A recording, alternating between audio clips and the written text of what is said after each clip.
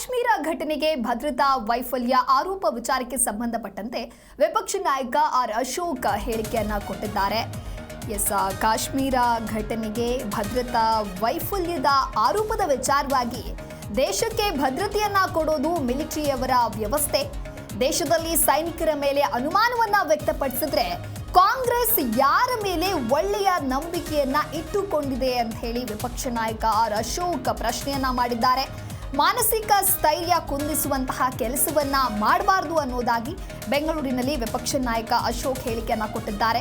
ನಾವು ಸೈನಿಕರೇ ಪರಮೋಚ್ಚ ಅಂತ ಹೇಳ್ತೀವಿ, ಆದರೆ ಸೈನಿಕರ ಮೇಲೆಯೇ ಬೆರಳು ತೋರಿಸಿ ಸರಿಯಾಗಿ ಕಾವಲು ಕಾಯ್ದಿಲ್ಲ ಅಂತ ಹೇಳಿದ್ರೆ ಅವರ ಮಾನಸಿಕ ಸ್ಥೈರ್ಯ ಕುಂದಿಸುವಂತೆ ಆಗಲ್ವಾ ಹಾಗಾದ್ರೆ ಇದು ಅಂತ ಹೇಳಿ ಪ್ರಶ್ನೆಯನ್ನ ಮಾಡಿದ್ದಾರೆ.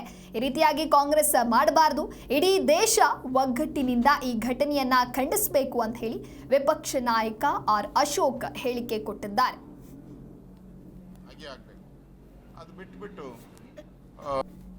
ನೋಡಿ, ಕಾಂಗ್ರೆಸ್ ಅವ್ರಿಗೆ ಏನಾನ ಗೌರವ ಇದ್ದೇ ಈ ದೇಶದ ಬಗ್ಗೆ.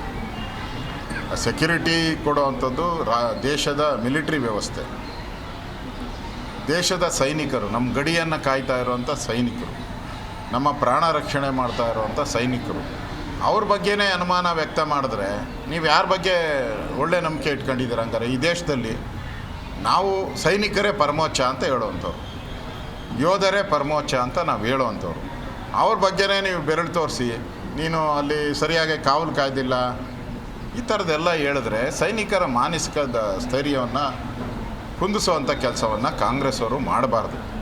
ಇಡೀ ದೇಶ ಒಟ್ಟಾಗಿ ಈ ಘಟನೆಯನ್ನು ಖಂಡಿಸಬೇಕು ಮತ್ತು ಇದರ ಪಾಕಿಸ್ತಾನದ ವಿರುದ್ಧದ ಹೋರಾಟದಲ್ಲಿ ಎಲ್ಲರೂ ಕೂಡ ಭಾಗಿಯಾಗಬೇಕು. ಅದು ಬಿಟ್ಟು ಈಗ ಅವರು ಹಿಂದೂ ಅಂತೇಳಿ ಹುಡುಕಿ ಹೊಡೆದಿದ್ದಾರೆ. ಅವರು ಇದನ್ನು ಬೇರೆ ಕಡೆ ಡೈವರ್ಟ್ ಮಾಡುವಂಥ ಕೆಲಸವನ್ನು ಕಾಂಗ್ರೆಸ್